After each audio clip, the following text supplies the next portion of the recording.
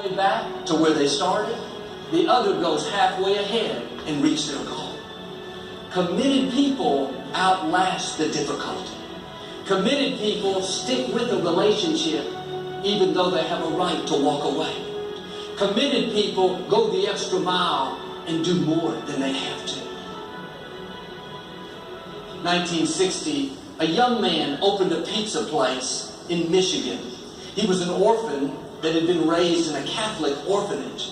He borrowed $900 and started his small pizza place. He had all kinds of bad breaks.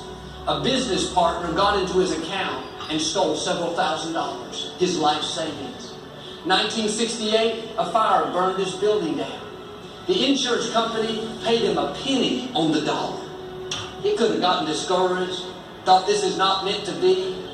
This young man stayed committed to the dream. He had an idea. Instead of people having to come get their pizza, he decided to take the pizza to the people. He came up with the first delivery service. He called it Domino's. He started with one restaurant, $900. Today, there are over 6,000 Domino's. A few years ago, Tom Monahan sold his company for $1 billion. He's incredibly generous. He helps underprivileged children around the world. Stay committed. Keep doing the right thing. You can't see it, but up in front of you is a double portion. Stay committed to your dreams. Stay committed.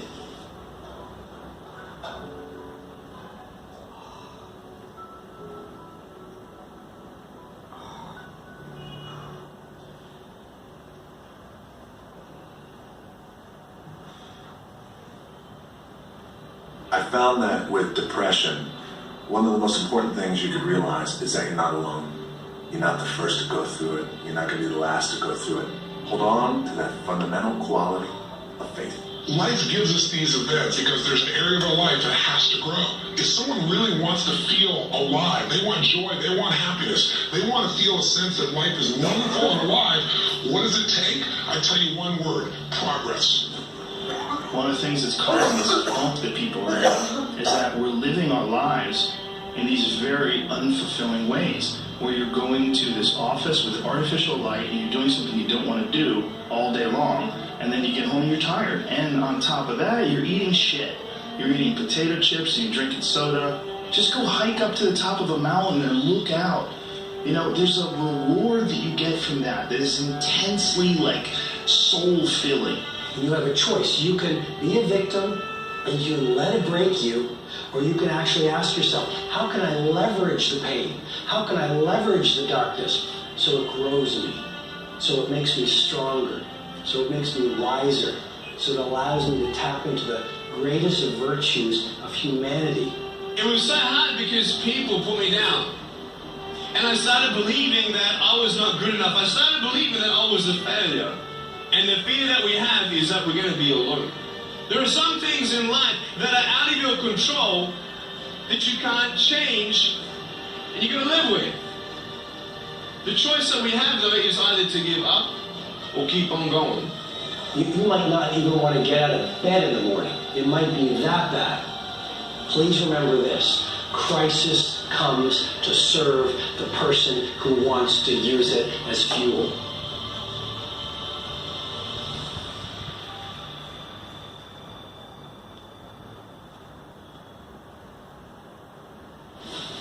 When things go wrong, they always seem to happen at once, and they just compound.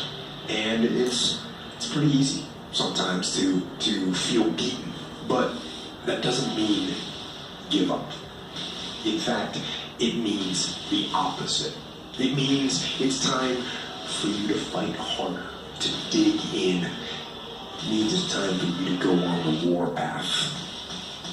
Who you are today is no longer resourceful for who you're going to be, who you are to be next. For you to fulfill your greatest purpose here on this planet, in this lifetime, you have to have multiple deaths to immature versions of yourself so that you can be reborn as a stronger version of yourself. That's how the process goes. Who you are today might need to die for you to do what you need to do for the next phase. We are not designed to do things that are uncomfortable or scary or difficult. Our brains are designed to protect us from those things. And in order to change, in order to build a business, in order to be the best parent, the best spouse, to do all those things that you know you want to do with your life, with your work, with your dreams, you're going to have to do things that are difficult, uncertain, or scary. But if I fail, I try again, and again, and again. For as long as I try, there's always that chance of getting up. And it's not the end until you've given up. And just the fact that you're here should persuade you that you have another chance to get back up.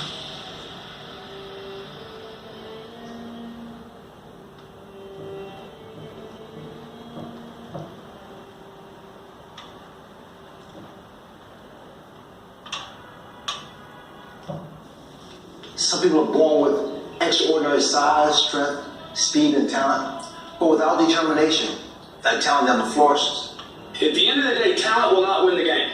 It is work ethic that will win the game. No one is born a world champion. The successful do what they must, what they can to be the best, to be number one. You need to get so busy, so consumed, so obsessed with activity that you don't know about the celebrities that are getting a divorce. Like, who cares, man? Why? Because I'm too damn busy, dude. Your success is going to come from an activity, from being obsessed, from being, like, so into it that you lose track of time. It is this type of determination that just happens to build tremendous confidence. Confidence in knowing that most likely your competitors are not doing the same sacrifices. Determination gives you that mental edge. Life is going to test that will every time. Life is going to see how bad you want what you say you want. People think commitment is just saying, yes, I'll do it, because the environment is right and it's cute. But what commitment is staying true to what you said you were going to do long after the mood that you have set it in has left. Meaning when you don't feel like getting up in the morning, you get your butt up in the morning, you do what you said you were going to do anyway. Meaning when you don't feel like sacrificing, you get your butt up and you sacrifice anyway. Meaning when you don't feel like being dedicated to it, you stay your butt dedicated anyway, because you understand what the process will go on to produce later on in your life. And we have to get to the point where we're willing to impose our will on certain things. Impose your will on it. Life will give in to you if it knows you're serious about whatever it is that you're trying to do. Life will give in to you. When it boils down to it, I'm a go-getter, I'm a flat-out go-getter. And nothing will not stop me from getting. Enough may not be enough.